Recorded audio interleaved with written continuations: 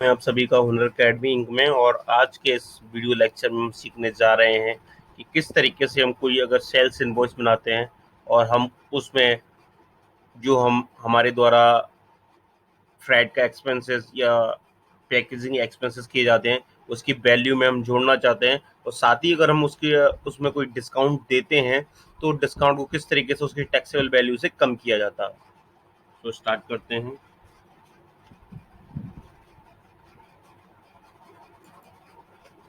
Accounting voucher में जाएंगे, sales में, और यहाँ पे एक मैं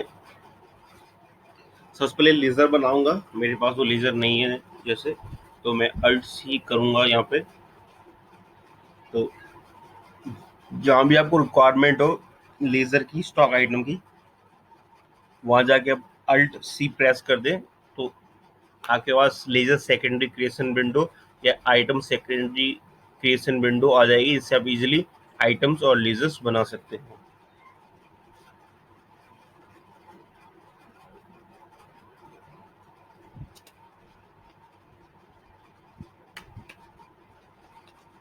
सेल कर रहे हैं इसलिए सन्डी डेटर होगा।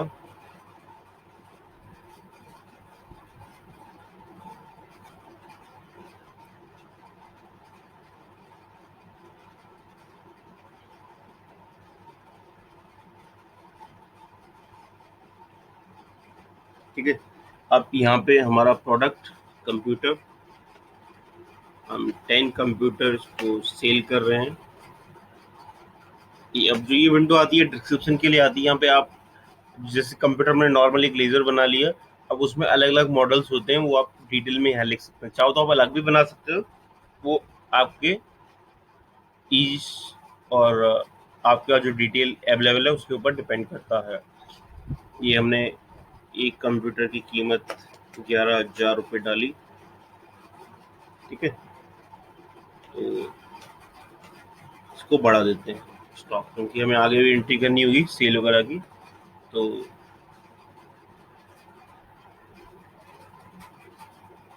ठीक है, अब यहाँ पे हम क्या करेंगे, हम चाह रहे हैं कि 10,000 रुपये पैकेजिंग चार्जेस हमारे इसमें लगे, तो उसको हम इसमें ऐड करें। तो हम एक लेजर बनाएंगे यहीं पे अल्ट सी करके।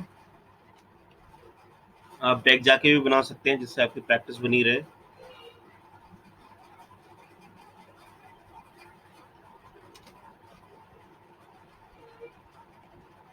पैकिंग चार्जेस, ये हमारा इनडायरेक्ट एक्सपेंसेस ग्रुप में आएगा।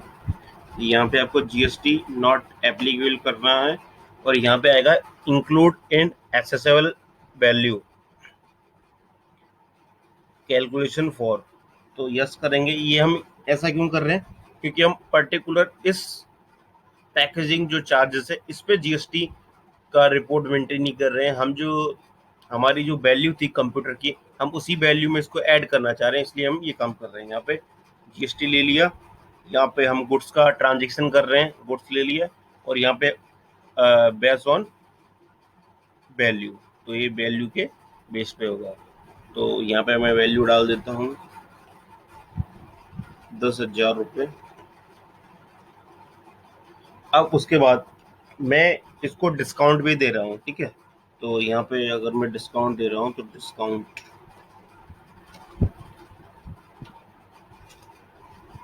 2%। अगर हम डिस्काउंट दे रहे हैं तो वो जुड़ेगा नहीं, वो क्या होगा, कम होगा। तो ये भी हमारा इनडायरेक्ट एक्सपेंसेस होगा, इसको भी हम जीएसटी नॉट एप्लीकेबल करेंगे, और यहाँ पे हम जीएसटी लेंगे, यस करेंगे। इसको हम ऐसा क्यों कर रहे हैं, क्योंकि जैसे मान के चलो हमने कंप्यूटर जो उसको सेल किया, वो हमने किया 5,50,000 रुपये का, उसमें हमने 10,000 उस पर पैकेजिंग चार्जेस जोड़ दिए। अब जो डिस्काउंट है अगर हम लगाते हैं, माइनस करते हैं, तो हमें चाहेंगे कि जो हमारा टैक्सेबल वैल्यू है जिसमें हमें टैक्स पे करना वो भी कम हो जाए, क्योंकि हमने उतना पैसा उससे लिया नहीं है। तो जीएसटी में आप जानते हैं कि हमें प्रॉफिट पे अपना टैक्स देना होता है। तो अगर हमने किसी चीज़ पे कुछ डिस्काउंट दिया तो हमारा जो प्रॉफिट है वो कम होगा, और प्रॉफिट कम होगा तो जो टैक्स हमें पे करना पड़ेगा। तो जो मेन जो टैक्स था, प्रॉफिट था, उसमें से डिस्काउंट घटा के जो वैल्यू आएगी उस पर पे करना पड़ेगा। उसी के लिए हम ये कर रहे हैं। यहाँ गुड्स लेंगे, ये भी ऑन बेस्ड ऑन वैल्यू। हो गया।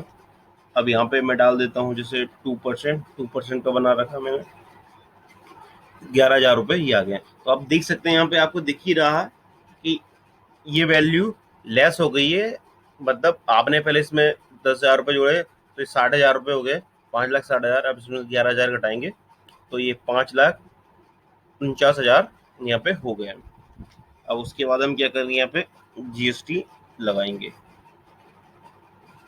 सीजीएसटी और एसजीएसटी। ठीक है, ये हो गया हमारा कंप्लीट एंट्री और इसको मैं कर दूंगा सेव।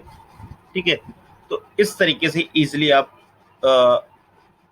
कोई भी पैकेजिंग चार्जेस हो, फ्राइट हो, वेजेस हो जो हमें पे करनी पड़ती है, उसको इजीली इनवॉइस में जोड़ सकते हैं। और अगर आपने कोई डिस्काउंट दिया है तो उसको लेस कर सकते हैं। ठीक है, अब हम देखना चाहें प्रिंट इसका तो इस तरीके से आएगा। देखिए, मतलब जो कंप्यूटर था उसका HSN कोड, क्योंकि उसी पे बेस है, उसी पे इन दो लेजरों का सिर्फ यूज किया है इसने, फ्रेट पैकेजिंग चार्जेस इंक्लूड कर दिया है। और यहाँ से क्या हुआ कि जो डिस्काउंट था वो लेस हो गया, ये वैल्यू लेस हो गया, हमारे पास आ गई है। तो यहाँ पे हमने सीखा कि किस तरीके से हम किसी प्रोडक्ट में कोई जो हमारे द्वारा एक्सपेंसेस किया जा रहा उसे भेजने में, सेल कर रहे हैं जब, तो उसमें हम भेजते हैं जब उसको, तो पैकेजिंग करते हैं। कई बार क्या होता है कि हम भाड़ा खुद से देते हैं, तो उसको किस तरीके से जो प्रोडक्ट है उसकी वैल्यू में ऐड किया जाए।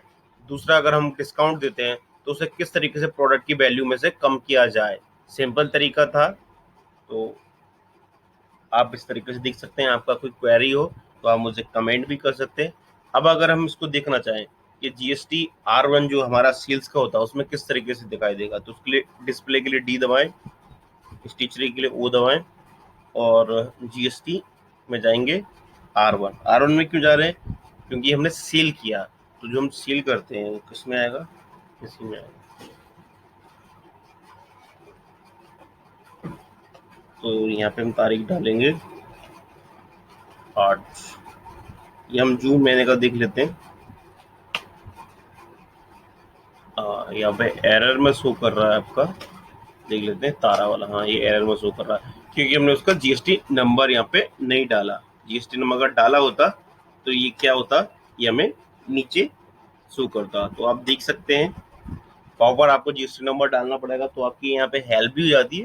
ये प्रॉपर जो भी इनवॉइस था ये आपका R1 में ऑटोमेटिक आ गया है। तो इससे आपको इतना बेनिफिट मिलेगा टैली से कि ऑटोमेटिक आपको क्या करना, अपने डे टू डे ट्रांजेक्शन करते जाने। आप अपने सेल्स इनवॉइस बनाइए, आप अपने एक्सपेंसेस की एंट्री कीजिए, आपका जो जीएसटी रिटर्न है वो ऑटोमेटिक प्रिपेयर हो जाएगा। बस आपको ध्यान रखना कि प्रॉपर जो पैरामीटर्स थे, प्रॉपर डिटेलिंग थी, वो इंफॉर्मेशन थी, वो आपको अपने लेजर्स में इनपुट करनी है, तभी आपको प्रॉपर जीएसटी रिटर्न मिलेगा। जिससे हमने यहाँ पे जीएसटी नंबर इन दोनों पार्टियों का नहीं डाला हुआ है, तो ये दोनों पार्टियां के एरर में शो कर रही हैं। जैसे हम यहाँ से भी डायरेक्टली जीएसटी नंबर डाल सकते हैं, तो यहाँ से हम जैसे डायरेक्टली जीएसटी नंबर डालेंगे तो क्या होगा कि वो एरर जो हमारी है रिजॉल्व हो जाएगी, और वो ये दोनों इनवॉइसेस हमें कहाँ दिखने लगेंगे, हमें B2B B2C इधर दिखने लगेंगे।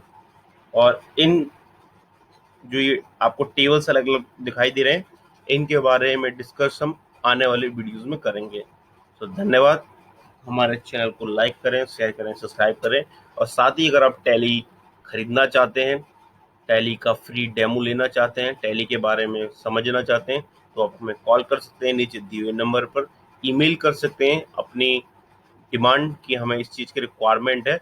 हम आपके लिए उस तरीके से टैली का सॉल्यूशन आपको लिए बना सकते हैं, मॉडिफाई कर सकते हैं ऐड ऑन के द्वारा, या फिर पहले से ही टैली में बहुत सारे फीचर्स हैं, तो कौन सा फीचर आपके लिए बेनिफिशियल हो सकता है वो हम आपको बताएंगे।